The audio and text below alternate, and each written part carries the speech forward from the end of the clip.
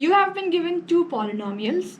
They are asking you to find a missing value in both of the polynomials. You see there is a variable a. That is what they ask you to find. Question tells you that the polynomials, both of these polynomials, when divided by z minus 3 gives you the same remainder. So our purpose is to find what that remainder is. Look at your divisor first, z minus 3.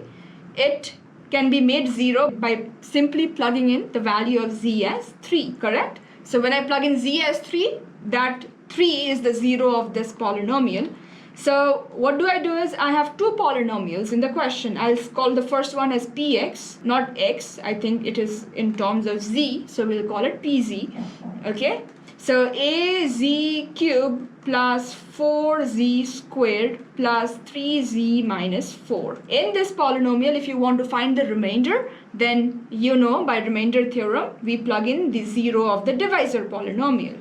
The divisor polynomial is made 0 at 3, so I'll plug in z as 3. Z cubed, so 3 cube is 27. I'm going to write it 27a plus z is 3, so 3 squared is 9 times 4.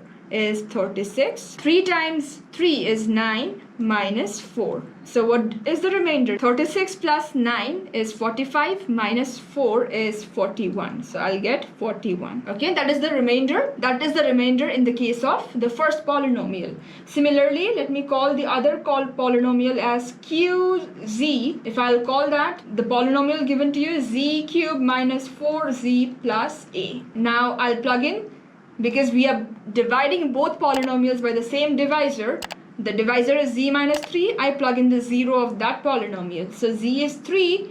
I'll plug in the value of z as 3 and see what the answer is. 3 cubed minus 4 times 3 plus a. That has to be the remainder. But 3 cube is 27 minus 12 plus a. 27 minus 12. Answer is 15 plus a. I got the remainder 15 plus a here. I got the remainder 27a plus 41. Question says it leaves the same remainder. Because you are dividing both polynomials by the same divisor, it's leaving the same remainder here. So same as in what? The remainder in the first case, 27a plus 41, is same as the remainder in the second case, which is 15 plus a. And when you compare these two equations together, or when you are solving them together, 27a, you want to bring the a's together, so you bring this lower a this side. Similarly, you bring that 41, positive 41 this side, and make it negative 41.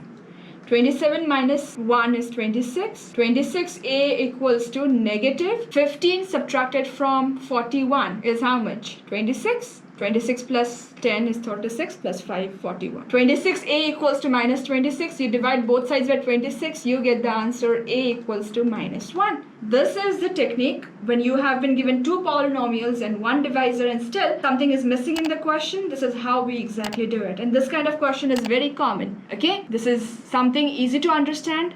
I hope it made sense.